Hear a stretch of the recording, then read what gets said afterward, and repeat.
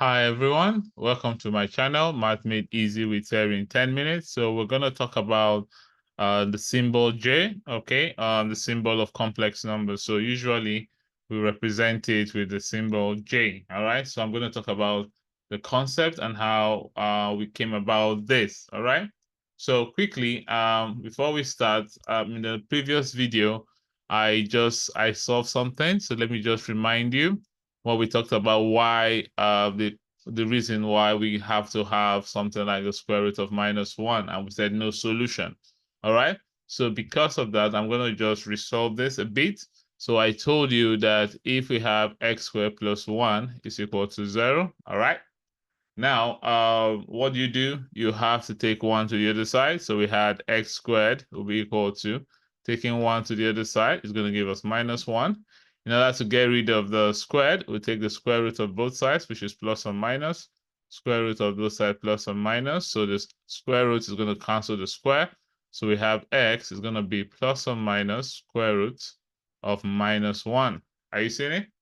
Now, in the previous video, we said there is no solution, all right? No real solution, no real roots, because we're having x is going to be equal to plus square root of -1, or you have minus square root of -1, all right?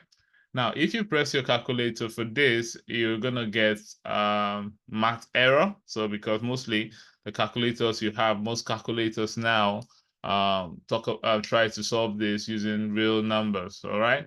Now, but if you're talking about complex numbers, you can solve this. You can still move on, all right? So before I forget, don't forget to like, share, and subscribe. And if you've not clicked the notification bell, I don't know what you're waiting for, please do so that when I post the next video, you'll be the first person to know. All right, so in order to avoid this problem here, we have to now denote square root of -1. So in order to avoid, or in order to not be stuck,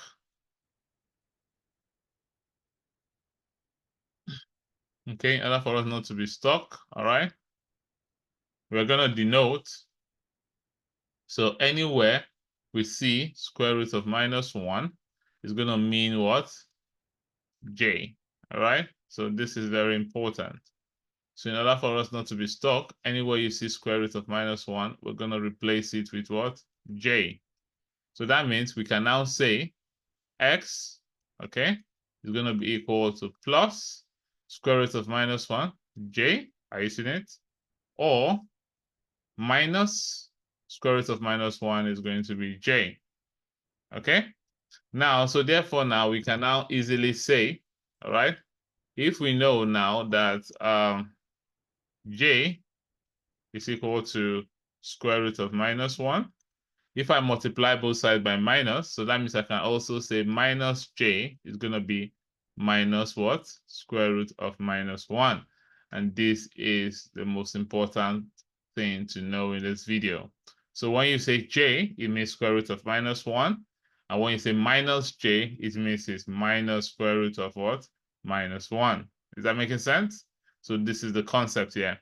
Now, this also applies to when you're even solving quadratic equation. Okay, let's assume you have a quadratic equation and you're meant to solve. So remember, in the previous video series on quadratic equation, I told you that the formula for a quadratic equation formula, the almighty formula, is minus b plus or minus square root of what? B squared minus 4ac, all right? All divided by what? 2a, all right? So if you remember, we talked about this. And then we can also apply this concept to solving questions that initially we could not solve in the first place. So let's assume we have this question, 5x squared minus 6x plus 5 is equal to what? 0. So now we can solve this. So we know that here a is going to be equal to 5. So please, I've discussed this at length earlier in my previous video series on quadratic equations. So just go to the playlist and you will see. So a is equal to 5, b is going to be equal to -6, and c is going to be equal to what? 5. So A is the first number here, B is this one, and C is this one. So this is the A, this is the B, and that is the C. Okay, good. So let's go back and let's plug it in here. So the X is going to be equal to minus the B is what? 5. Okay. Oh, sorry, the B is 6. So the B is 6. So that B is minus 6. Okay. Plus or minus square root of B squared. So it's going to be minus 6 squared minus 4 times 5 times what? 5. That's 4AC. Okay. All divided by what? 2A. So it's going to be 2 times 5. So then we can then simplify this to be minus times minus will give us plus, plus or minus square root of, so this is going to give us 36 minus 4 times 5, 20, 20 times 500, all divided by what? 10. Okay, so then when you move on, so you're going to have x is going to be equal to 6 plus or minus 36 minus 100 will give you minus 64 divided by 10. Now, if you look at this now, we have the same problem here. Are you seeing it? We have the problem here. Now, because we're talking about, if it was in quadratic equation, when we're talking about real numbers, we'd have said no solution and just moved on. But now, because we're talking about complex numbers, and we know from complex numbers that we can now find the values here. So you see, we know that square root of minus 1 is equal to j. So we can then play around with this, okay? So we can now, let's bring this down a bit and solve it. So we have square root of minus 64. That's the problem we're having here. So we can break this down. You can say this is the same thing as square root of minus 1 times what? 64. Are you seeing it? So if you remember in the laws of indices, when I said square root of A times B is the same thing as saying square root of A times square root of what? B. We talked about that in the laws of sorts, okay? So that means I can then rewrite this now to be equal to square root of minus 1. Are you seeing it? Times square root of what? 64. Now, it's not making sense because this minus 1, we know the minus 1 is the same thing as what? J times square root of 64. We can solve that now. It's going to give us plus or minus 8. Are you seeing it? So that means we can now say this is going to give us plus or minus what? Either write J8 or you can write 8J. It depends on you. So then we can now write this back now. So we can take this back to the formula now. So we can now say, we can say that this will become x will be equal to 6 plus or minus J8 divided by what?